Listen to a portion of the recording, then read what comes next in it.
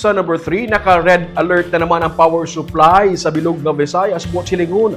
Kulang ang power supply gani bilang resulta, bulos-bulos nga ginapatuman ang mga brownouts.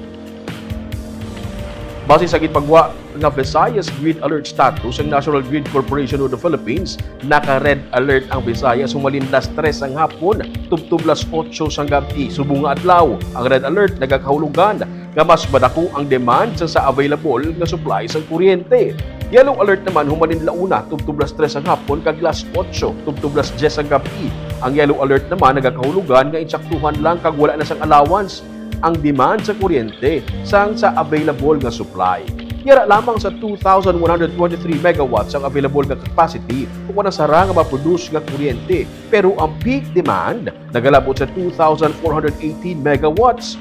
Kulang ang power supply sa Visayas gani may ginapatuman nga manual load shedding ukon bulos-bulos ka mga brownouts hindi lang sa Bacolod kundi sa bilog nga Visayas nga nagalakip pa sang Cebu kag Panay Islands.